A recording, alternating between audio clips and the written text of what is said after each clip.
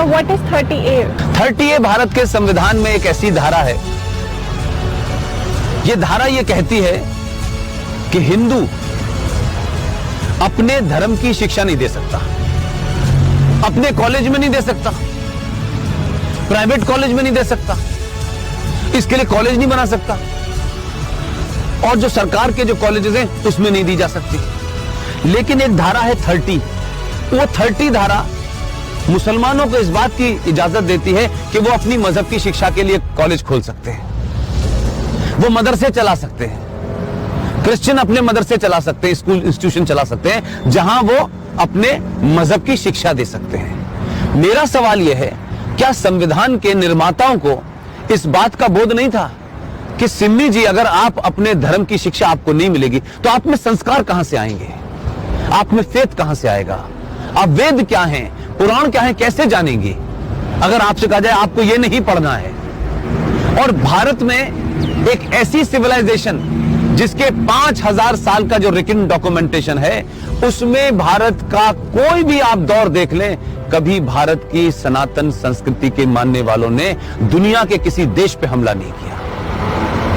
यह शब्द बलात्कार हमारी संस्कृति का हिस्सा नहीं था। ये घूंघट इसलिए नहीं था कि हमारे यहां था, हमको गलत नैरेटिव दिया क्या। ये भारत के अंदर जब मुगल शासक आए, उनका एक ही एजेंडा था कि जितने गैर मुस्लिम औरतें हैं उनका रेप करके उनकी नस्लों को सुधारना है। ये बलात्कार शब्द हमारे साहित्य का हिस्सा नहीं था, ये तलाक शब्द हमारे साहित्य का हिस्सा नहीं था। हमारी परंपरा और संस्कृति में 7 फेरे जीवन भर के लिए जाते हैं। इस्लाम में शादी is a contract between 2 people, it's a business.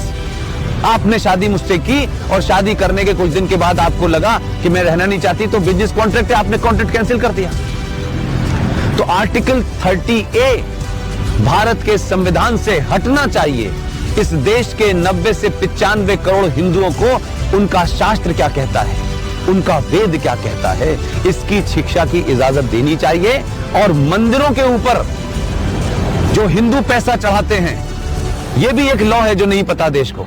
Bharat के जितने भी मंदिर हैं उस पे जो पैसा चढ़ता है वो सरकार के खजाने में चला जाता है।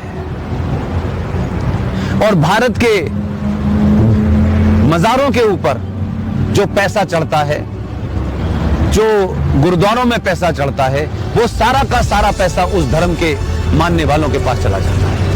सिर्फ भारत के हिंदुओं का पैसा जो आप अयप्पा पे चढ़ाती हैं, जो महाकाल पे चढ़ाती हैं, जो वैष्णो देवी पे चढ़ाती हैं, वो पैसा सरकार ले लेती है। तो अगर भारत के मंदिरों पे चढ़ने वाले पैसे से भारत के लोग, हिंदू लोग, सनातनी लोग अपने विश्वविद्यालय खोलना चाहें कि हम सनातन की संस्कृति के बारे में बताएंगे, पुराणों को पढ़ाएंगे, तो उसकी भी छूट नहीं है। ये संविधान में 2 धाराएं एंटी हिंदू हैं, इनको समाप्त होना चाहिए। और मैंने कल भी घोषणा की है कि अगले 2 साल में इसके खिलाफ भी मैं